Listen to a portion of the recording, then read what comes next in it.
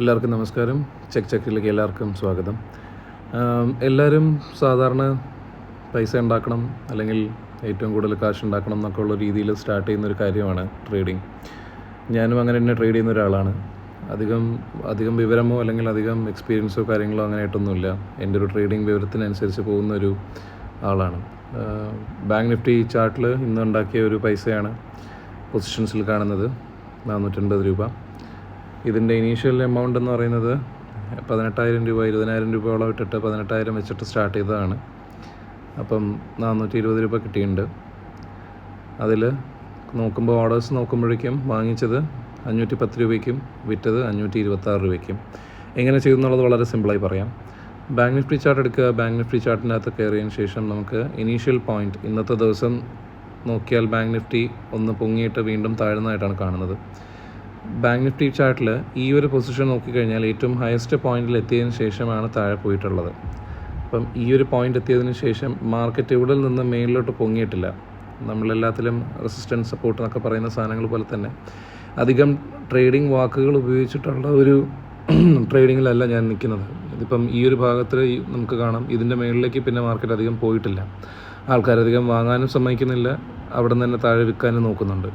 അപ്പോൾ ഇവിടെ നമുക്ക് ഈ ഒരു പോയിന്റ് നമ്മൾ സെറ്റ് ചെയ്ത് വെച്ചിട്ട് ഇതിൻ്റെ തന്നെ താഴത്തെ പോയിൻ്റ് ആയിട്ടുള്ള ഈ ഒരു പൊസിഷനിൽ വീണ്ടും നമ്മൾ നോക്കുകയാണെങ്കിൽ ഇവിടെ നിന്ന് കയറുകയാണെങ്കിൽ ഒരു സെല്ലിങ് സ്ട്രാറ്റജി, ഇവിടെ നിന്ന് പിന്നെ അങ്ങോട്ട് കോൾ ഓപ്ഷൻ വാങ്ങിച്ച് സെല്ല് ചെയ്യാനുള്ള ഒരു കോൾ ഓപ്ഷൻ വാങ്ങിച്ച് പോകാനുള്ളൊരു സ്ട്രാറ്റജിയും, ഈ ഭാഗത്തു നിന്ന് കൂടുതലും എന്തെങ്കിലും വന്നു കഴിഞ്ഞാൽ സെല്ല് ചെയ്യാനുള്ള ഒരു സ്ട്രാറ്റജിയാണ് കൂടുതൽ കാണുന്നത്. അപ്പം ഇവിടെ നിന്ന് പ്രൈസ് മാർക്കറ്റ് നോക്കി ഇവിടെ നിന്ന് എല്ലായ്പ്പോഴും 1 മിനിറ്റ് ക്യാൻഡിൽ നോക്കുന്നതാണ് കുറച്ചും കൂടെ ഡീറ്റെയിൽഡായി നമുക്ക് അറിയാൻ പറ്റുന്നൊരു കാര്യം. കാരണം നിങ്ങൾ 1 മിനിറ്റ് ക്യാൻഡിൽ നോക്കുന്ന സമയത്ത് എന്തുമാത്രം മാർക്കറ്റ് പൊങ്ങാൻ താഴാനുള്ളൊരു ഇത് നമുക്ക് എന്തായാലും കിട്ടുന്നുണ്ടാവും.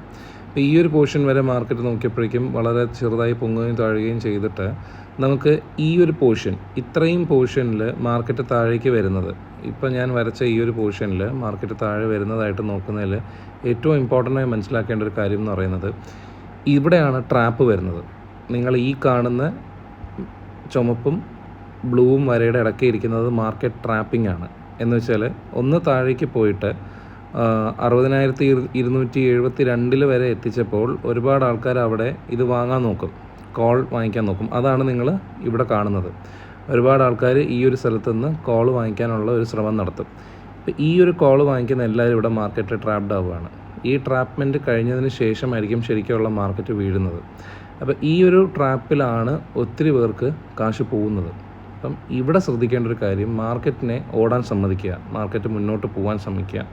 മാർക്കറ്റ് മുന്നോട്ട് നീങ്ങുന്ന സമയത്ത് നിങ്ങൾക്ക് മനസ്സിലാകും, നിങ്ങളുടെ താഴത്തെ വരച്ചിരിക്കുന്ന ആ പോർഷൻ, നിങ്ങളുടെ താഴെ വരച്ചിരിക്കുന്ന ആ റെഡ് ലൈൻ കഴിഞ്ഞ് കഴിയുമ്പോൾ വീണ്ടും ക്യാൻഡിൽ താഴേക്കാണ് പോകുന്നത്. സെല്ലിംഗ് ആണ് അവിടെ ഹയസ്റ്റ് ആയിട്ട് നടക്കുന്നത്. അപ്പോൾ ഈ സെല്ലിംഗ് ഇവിടെ നടന്ന സ്ഥലത്താണ് ആക്ച്വലി ഞാൻ ബുക്ക് ചെയ്തിട്ടുള്ളത്. നമുക്ക് പുട്ട് ഓപ്ഷൻ വാങ്ങിച്ചിട്ടുള്ളത് ഇവിടെ നിന്നാണ്. സോ ഇവിടെ നിന്ന് വാങ്ങിച്ച പുട്ട് ഓപ്ഷനാണ് ആക്ച്വലി നമുക്ക് മാർക്കറ്റിൽ ഏകദേശം ഇത്രയും.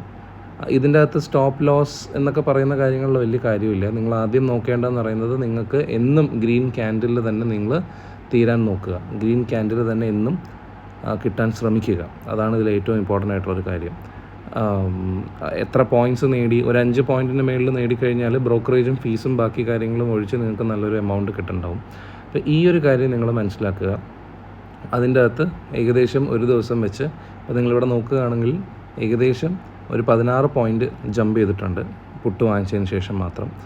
എപ്പോഴും വാങ്ങിക്കുന്ന സമയത്തും ശ്രദ്ധിക്കുക, നമ്മൾ വാങ്ങിക്കുന്ന സമയത്ത് ചെയിനിൽ ITM ഓപ്ഷൻസ് എന്ന് പറഞ്ഞാൽ പ്രീമിയം കൂടിയ ഓപ്ഷൻസ്, ഇവിടെ നിന്ന് താഴേക്ക് വരുന്ന ഓപ്ഷൻസ് വേണം. ഇവിടെ നിന്ന് താഴേക്ക് പോകുന്ന ഈ ഓപ്ഷൻസുകൾ വേണം നമ്മൾ ശരിക്കും വാങ്ങിക്കാൻ.